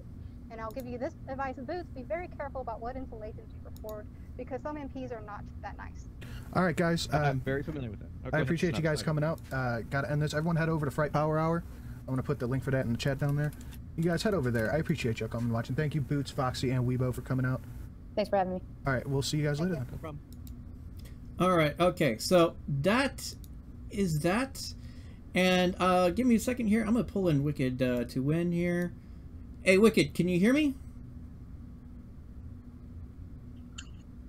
I got you pulled in. I pulled you into the live stream chat here. So I guess they don't realize that I got them pulled in here. Well, hopefully they'll start talking. But chat, after all that, now I want to get your honest opinion. Was this a win for their side, a win for my side of the argument, or was this more of like a middle ground muddy tie after hearing all this stuff? And don't include the exposition that I've added onto this. I want your honest opinion. Go ahead and put that in the chat. It's like it would say, did the blue win? Did the black win? Or no, blue win, the Boots win, or was this muddy? Muddy for the middle ground. And VB, let me know if you want me to unmute you for this too. So, but Wicked Twin 2. I did pull you into the chat, so if you get that all figured out, you're able to. This was a push. Okay. And I'll also give it a little bit of time here because I'm using the thing. A draw. Yeah, I in my opinion, it definitely was a draw. There wasn't really a win on either side, to be honest. It's sort of with like the Ichabod kind of thing. It was still, I mean, pretty much a pretty middle ground. And BBO. Okay, cool. I'll mute you here, so. Okay, there. You're unmuted, VBO. Alright, can y'all hear me? Yeah, I can hear you. Alright, now, let's draw with, I don't understand that part. Now, I agree with Bunny Boots, man. I mean, it's bullshit. I mean, a cop has a dangerous job, but he gets paid to do that job. I mean, he took that job with the understanding he's putting his life on the line. He took that job just like we take the job, and then we understand we're going to get paid a certain amount of money. I mean, you don't take a job and say, okay, I'm going to take the job if I can kill so many people a year. I mean, that's messed up, is it not? Yeah, I mean, if you're going into a job with that kind of mindset, especially as a police officer or soldier, then yeah, that's not a good thing to be going in with. I agree with Bunny Boots. Yeah, and as is Spy Team Satan. I love that comment. There wasn't a discussion. You basically parroted talking points around one another. I sort of have to agree with that. I wasn't really in the mindset to do a debate or blood sports per se. I was just trying to hold my own ground while being half out of it. So, yeah, as I said, I was pulled into something that was last minute. With that, that's why I wanted to get your guys' opinion on all that stuff. And Wicked, I mean, if you're able to talk or whatever, I've heard some sound from your mic, so you should be able to communicate with us. But you might be also still trying to figure out. Oh, go ahead, Wicked. Oh, hey. Awesome. Alright, so, hold on for a second. Hey, VB, I'm gonna mute you again, because they're quiet, and it's also backfeeding at the same time. Alright. Okay. Wicked, I'm gonna amplify you because I have that ability. This is part of the reason why I like Discord, is I can amplify the other person. Go ahead and say something again. Oh, okay. Can you hear me now? Yeah, I can hear you. Okay, perfect. So, I just want to say thank you for allowing me for this awesome opportunity in this app that I'm just now starting to figure out how to work out. But I did do a audit on a federal prison just 2 days ago with FAST, First Amendment Auditor. So let's see. The first video was about 30 minutes, and about 17 minutes in, then we got contacted. So, and when you go into any federal property or anything, that's a big issue.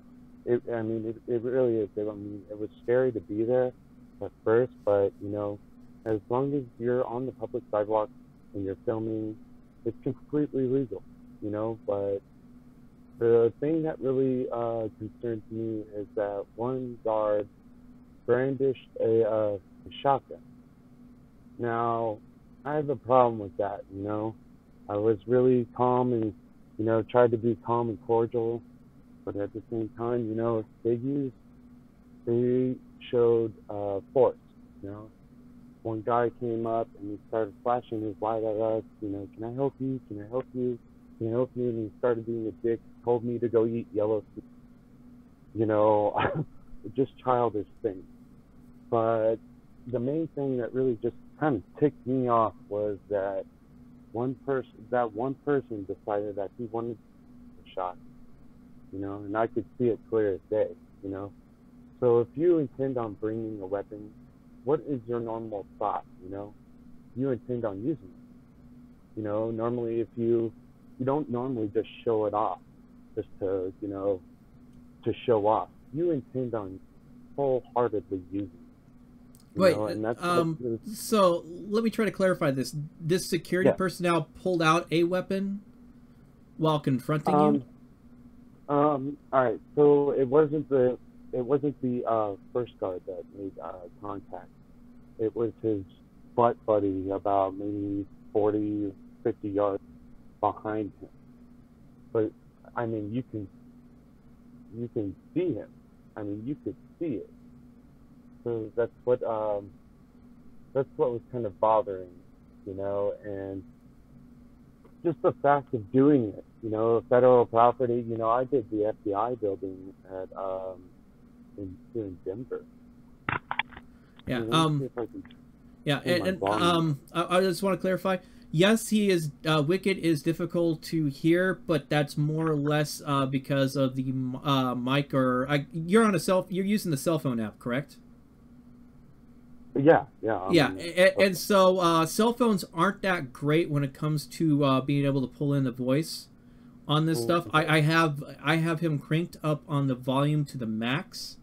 So, but well, don't worry about it. As is, I got you pretty good. Some people probably might have to crank it up. I'm gonna go ahead and maybe turn down my voice. Well, I'm gonna increase the desktop audio here, so it might peak out if VB we have VB talking again. But when it comes down to it, with them pulling out a weapon, I see it as it's a display of force for security personnel. For me, in my opinion, this actually isn't really anything too much wrong with it. Yes, it may for the untrained person that's not used to like security measures or being a police officer. It's just a more like emphasis that we have this ability, don't push your luck kind of thing. It's as I said, it's a display of force. You shouldn't let that unnerve you. It is them just saying, hey, yeah, I'm a big bad person, don't give me crap kind of thing. Or don't don't push the line. Now, as long as you are not actually pushing, well, you're standing on the sidewalk where you're supposed to be and all that stuff. If they come after you where you're legally allowed, they're going to be the ones in the wrong. If they come Yeah. at you, like with what happened with Silent Citizen and several of the others there that were at that federal prison, which I referenced in this specific debate, where they got OC sprayed. They were standing on a public sidewalk. They weren't doing anything really wrong. They're where they're allowed to be at, and the lady came out and maced them. Now, Wow. as Yeah. is, that lady is the wrong. She's probably already in trouble if she hasn't been fired already.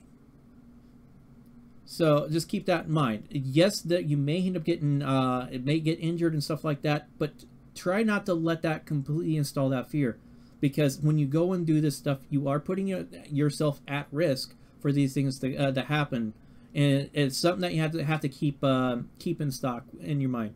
And as is, I mean, starting up and doing this stuff, it's not easy. I mean, with those first encounters, yeah, the adrenaline rush hits you. Now, for me, I've got some years of experience. It got me. Yeah, some people get totally the shakes. got me. Yeah. So what actually happened is that after they made contact, they kind of ran back inside, hid, and we knew that they were going to call local PD. So they called Lakewood Police Department. So these guys came out, you know. I mean, at first he was cordial, and then he wanted to ask for ID. And then I told him, I was like, well, I'm not doing anything wrong. I'm not going to do that, you know. And then he tried to use one of his tactics, as you know, force one of his tactics on me and tried to get me to force the ID myself because, oh, I have to. Just because when a law enforcement officer asks you to, then, oh, I guess you should just bow down and do it, you know. And that's the other thing that kind of ticked me off too. So, you know, I do understand that everybody there has a job to do, just like as an auditor or an activist, you know, I have a job to do there too as well. You know, I'm there to record the reaction, or, you know, or just simply just audit, because it's your right.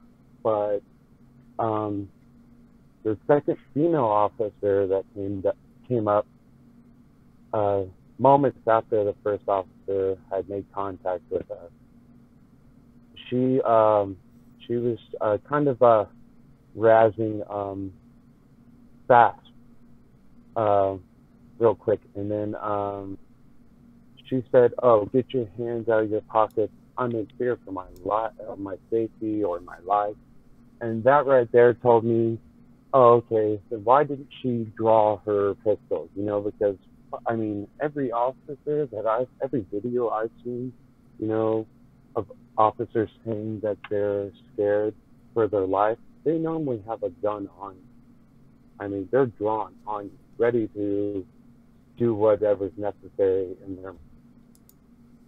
So my point is that, you know, why did she not pull out her gun? She was just what was she trying to do? Was she just trying to lay down some BS so that you can just go ahead and apply? Or, you know, that's what was confusing to me. You know? I'll answer that question here in a second. Actually, I had Franklin and Ass. I had a good comment. Don't you love how they use the adrenaline rush as why are you so nervous? Yes, it's quite interesting how they try to get on all that stuff. But I think, shouldn't you be making some Easter eggs for Easter this year, not doing live streams? Okay, that is quite a good joke there. I've actually been eyeballing, but no, I'm not doing Easter eggs and stuff like that. Continuing on, I see Roger is in there on that. I'll pull you in here in a second, Roger, if you want to get involved in all this stuff. But when it comes down to it, yes, when they sit in there and prefacing don't reach in your pocket and stuff, I may fear for my safety. They are trying to set up a situation to where they are, how should I put it, in the clear if there is a use of force, well, use of violence or use of force it issue. could have gotten real ugly real quick. And that is the entire issue with some of these things. Some of these situations, it can get really heated really fast, and it becomes yeah. an interesting standoff. And that's actually what is, I think, has happened with Texas Sheepdog. I haven't seen any of the footage from his arrest over in Texas there, but it sounds like it went south pretty fast for the one situation for the actual arrest incident that happened. And, yeah, see, now, and I haven't seen a whole lot of that in Colorado. So, you know, we're kind of taking this really, you know, light. You know, we're treating it like we're treading on thin ice, you know. So we got really lucky, you know, we got out really quick, really safe. You know, as soon as we got in my vehicle, I turned around and looked at the intersection. There she was, making a U-turn right in the intersection. And I was like, oh my gosh. So, but we had to run. We had to run to our car so that they wouldn't know where we're at. You know, and it's right near a putt-putt golf business. So we really did get lucky. You know, I mean, it could have gotten really bad. One of the funniest things I thought through my audit is that I even offered the first officer, you know, to arrest me if he wanted. You know, and then he had even said, and you couldn't really hear it on the audit. You couldn't really hear it on camera. Says, no, that's not worth my job. I just about dropped dead when I heard that, and I was like, really? Then, wait, you know, what was that? What was that quote that you just said? What did you quote them saying? He said that it's not worth my job. Interesting. Yeah, it was very interesting, and I was like, really? Then, you know, I understand that you had a call for service and you have to come out and see what's going on, assess the situation, stuff like that. But if you're going to say that after you've already assessed the situation, because it was like 5-10 minutes we had already been talking, you know, and then they tried to force their, you know, they tried to do their typical, you know, force my authority on you. So, you know, they treat us like we're idiots. Like we don't know what we're doing. So I'm just gonna have to give my ID because you say so. Well, see, I have a problem with that because I think Colorado is a stop and ID state, which is why he was trying to force it on me so much that, oh, you have to, just because anytime a law enforcement officer asks you to ID yourself, then, oh, you automatically have to do it. You know, I mean, he was bringing up the feds. Oh, well, if you're filming a federal installation, that's what concerns, you know, the feds. Okay, well then, and I told him, I was like, okay, well then, how come I went down to the FBI building, the Denver FBI district building, and filmed him, and I didn't get ID? And I told him, I was like, that's kind of weird. He didn't have much to say after that, you know. I mean, you can hear it on the audit, but I mean, he didn't really. He was kind of, you know, he was kind of flabbergasted.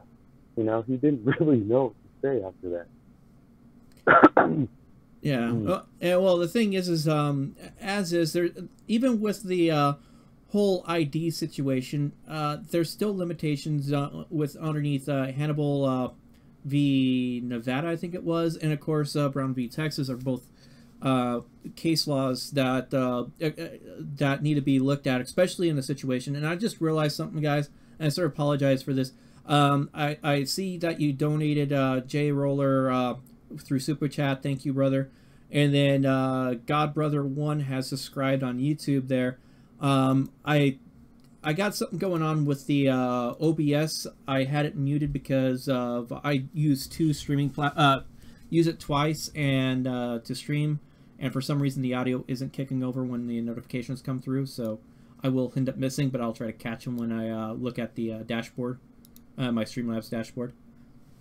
But yeah, the thing is yeah, when it comes down to just like trying to dodge them from identifying, if it happens, it happens, and they don't even necessarily need to get your driver's license number or follow you for the most part. They can get it from a picture. And I don't know how many times, I've only told this a handful of times, but when I did the Port of Anchorage video, the first time, I actually was identified by the Railroad Police Department from the Alaska Railroad with just a picture. Just a bad picture. And I have those records actually sitting in a storage unit. I did a records request on that stuff up in Alaska. It's I didn't bring those down with me.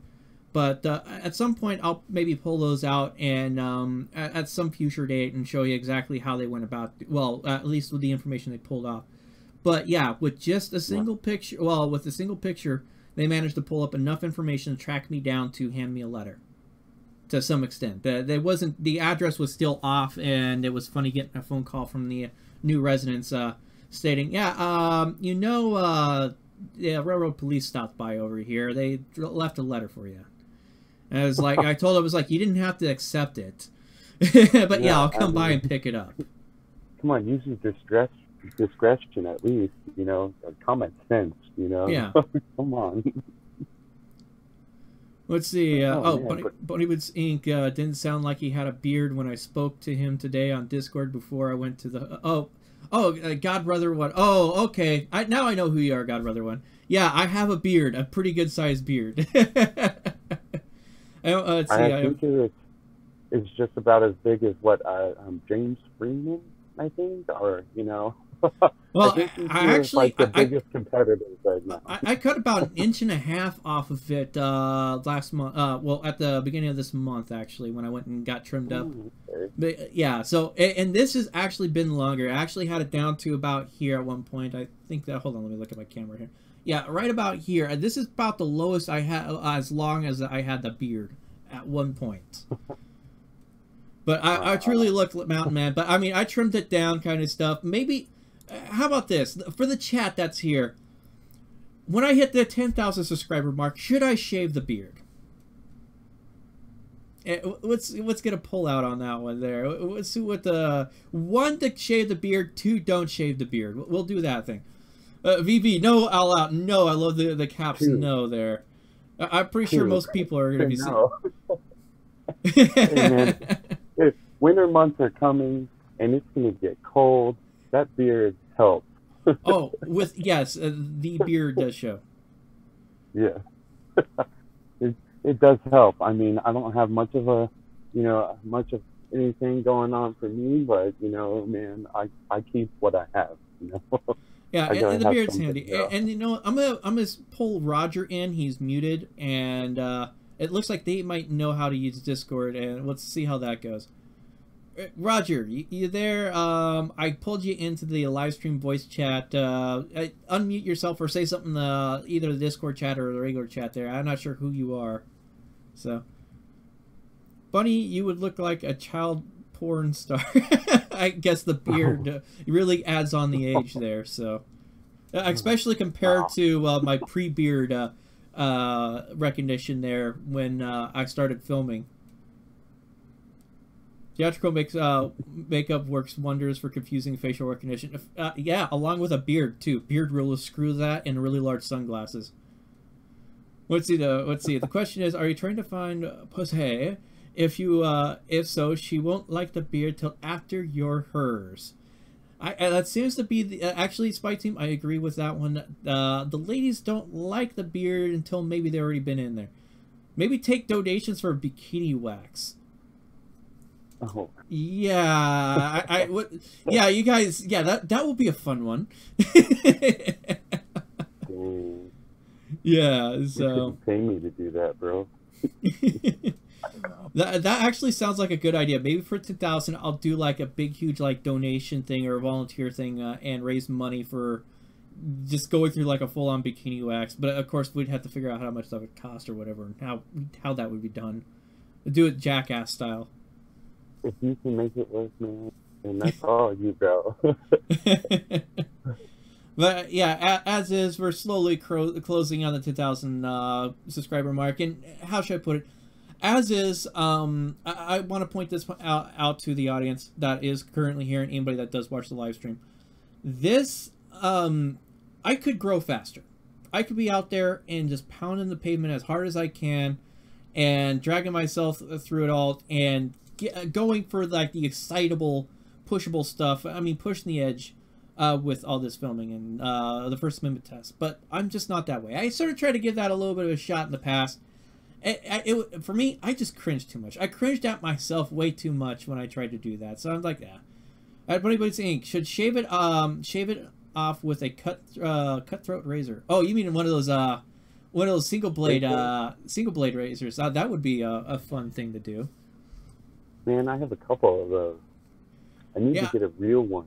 I've been actual one. Yeah, I've been sort of tempted to try to get one of those, but then I stopped shaving, so it never became an issue because I was like, I would love to get a really close shave. But I know some they have them at what is it, your Salvation Army surplus stores. Man, I saw one for about a really nice old one for about $100. Like, it's a vintage one, but you know what? I mean, it works. Yeah. God, brother one. I have had my stomach, chest, back waxed before. More painful things out there. Yes, I would probably agree.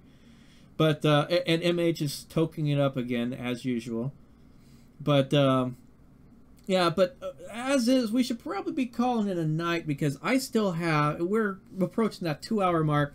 I still have a live stream with Mike Blue Hair coming on, happening today at 5 p.m. Pacific. I'm not sure if he's managed to get Gavin in for this. As for me, I was just like, I just got done. I can't really sleep, and I might as well do a live stream for Thursday, though it technically falls on a Friday here. All that stuff. But as is, we should be calling it a night. Do you have anything you want to throw out there, Wicked, before we sign off? You know what? Just be safe out there when you guys go out there and do this. You know, I mean, I'm still trying to get out there. I'm still, I've been doing this for about maybe a year now, but I'm still learning a lot. So I still, when I still need to have a question answered or something like that, I'll go to one of the bigger auditors. I'll try to either contact him or, watch some of their videos. Because I have a lot of people who comment on my videos, hey, refer to this person, go to this person's channel and watch them. And I've been watching some of these guys for, quite some time now. No, I do appreciate the chance to come on here and, talk about this. I do love getting involved here. I may be a small channel, but I got a big heart, man. Yeah, so, well, as is, we all start small, and we just got to work our way up. And as is, I have sat there and I have mentored channels, auditors out there getting involved in Cop Watchers, and I have watched them start up after me. I've mentored them and watched them surpass me in growth and numbers and stuff like that, and I'm happy for them. I'm a little bit jealous, yes. Yeah, me too. I'm a little bit jealous, but as is... Yeah, they are the ones that made that go, and I'm glad to have a helping hand in at least getting them to that point where they haven't been severely harmed or like locked up because they fucked up really badly, and they're now sitting in jail for 2-3 months or something like that because they screwed up something. I try to advise and hope they don't cross that line where they end up breaking the law, kind of thing. I mean, that's why I try to put out the information. It's like, here's the case law, here's the laws, and all that stuff. But, and I also wanted to give a small little shout out to Sarah T. She's awesome. She's inspired me a lot too to get out there and do something. Yeah. And you too, Bunny Boots. You've been at it for quite some time, man. I mean, it'll be 5 years this year on September 11th. Oh wow! Yeah, okay. Dang. But all right, man. Thank you very much. I appreciate everything you've done for me, and for auditors, all the auditors in general. I appreciate it, man. But I'll let you go, man. It was a pleasure. All right. And for everybody in the chat here, I'm going to go ahead and shove you back into the public area, and I'm going to do sign-off stuff here. So there you guys go. Sending you back. and all that stuff. And thank you. They got a father guy, or also known as the Fuckwit Freeway over in Australia. This should be making Easter eggs. Get them ready for Easter late March. Yeah, well, as is, it'll be interesting with Easter and all that stuff coming up. But I hope you guys had a good time here. As is, I'm always looking at royalty-free music, and this time around, I mean, as I said, we listened to, at the opening, whoops, dang it, I pulled up the wrong window again. Where is it? We were listening to music from Desperate Measures on YouTube. That's all one word. Asian Hybrid, Samurai Sake Down, or Sake Down. And, of course, what was it? Exotic Plains. Make sure you check them out when you have a chance.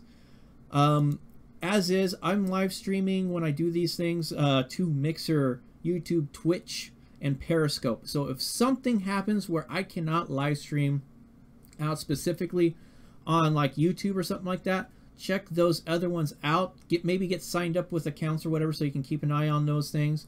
I'm not sure you're able to do that with Periscope. As is, I got Discord. I'm going to be pumping that more as of in the future, where I'm going to be trying to maybe pull in guests and stuff like that, maybe during our strategic non-compliance things with Mike Blue Hair. There's a lot of stuff that's going on. We're still getting strategic non-compliance up and running and getting assets put in there and all that stuff. I'm looking to maybe also have discussions Kumite style with all that stuff, where blood sport style and all that. But as is, I am ranting, and I need to get a little bit of sleep and get out of this chair before my back really starts killing me after sitting here for a little bit. Be ready in a few hours for First Amendment Friday. It will be out in roughly 3 hours. 5 a.m. Pacific time is when it's set to release. So you guys will be able to enjoy another First Amendment Friday, though I might have to get out there and do some more filming. And, oh boy, I've spotted some really good gems to film as of late. So you guys have a good morning, actually, be appropriate for especially those on the East Coast. Later.